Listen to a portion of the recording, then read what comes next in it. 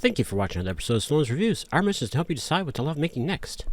Today we are reviewing the Magic Shop, a mini brick kit, so you need to know right away it is not LEGO compatible. Also, phew, this was not an easy build. This kit is one of the many Halloween LEGO style brick kits we've built for October.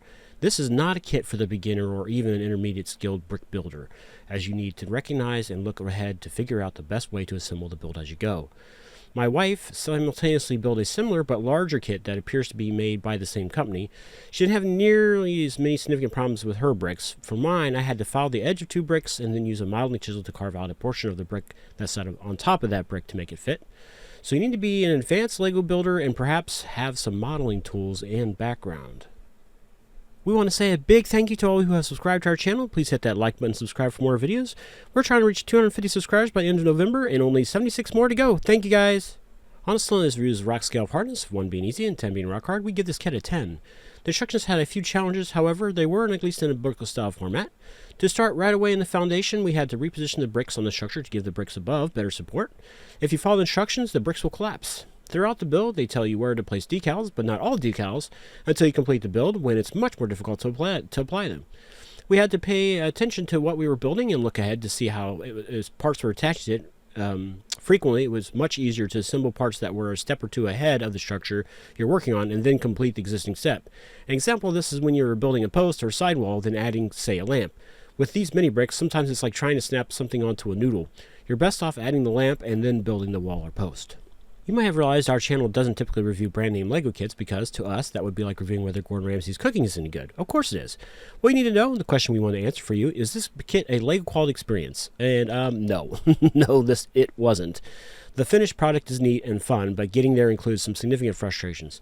The instructions were not LEGO quality, the bricks don't snap together in a rewarding way like LEGOs do, and the design, though multi-store, doesn't allow easy access to the floors to allow easy arrangement of the mini minifigs in the build.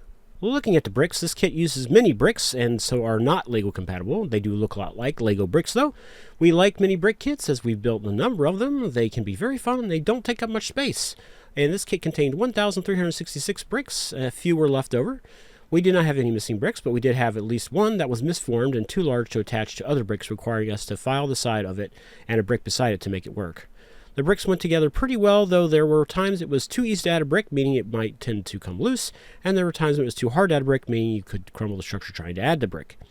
No glue was needed in this build, but boy were we tempted. All in all, once built, it was pretty stable and a very pretty build. The build came with 5 mini minifigs, so they are a little bit smaller than what you would see at LEGO Friends. They're that kind of style, but they're a little bit smaller than a LEGO Friends minifig. However, they were in pieces, and there were no instructions on how to put them together. 2 of them look remarkably like Harry and Hermione. We really did like the finished product. There were a lot of lovely details on the exterior of the building and fun bits to interact with inside the structure, but the way this kit is designed, it isn't easy to add minifigs into the set. The floors above don't snap on like you will see in a lot of LEGO kits.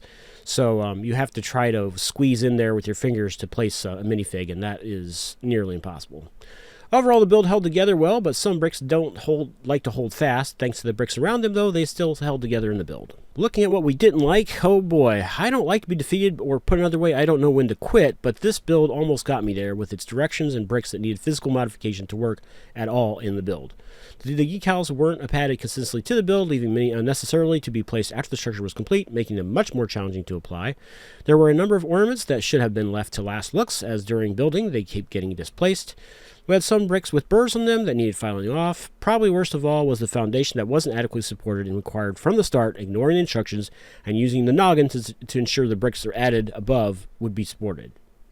Can a beginner do and enjoy this kit? No, probably not. I would say even if the bricks were perfect, the instructions just aren't adequate to allow a beginner to enjoy working on this kit.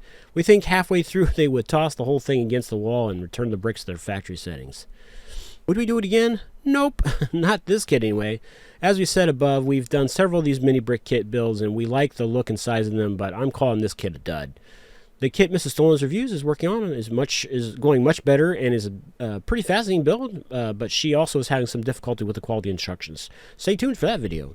Did you build a Happy Magic Shop? What was your experience? Put your comments below. If you found this video helpful, please hit that like button and subscribe to see our latest videos. We hope this review helped you decide if you wanted to make your own Happy Magic Shop.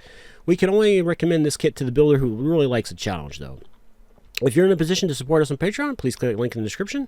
We have a camera that needs to be replaced for $3 a month. You get ad-free access to our videos. That $3 helps you decide what to love making next. Thank you. I finally got around to writing an outro to give you plenty of time to hit those like and subscribe buttons. Thanks again to those of you who have already subscribed, and one of you will have the good luck to be my first paid tier patron on Patreon. If you subscribe today, for $3 a month, you get access to my videos without having to watch ads. Thank you in advance.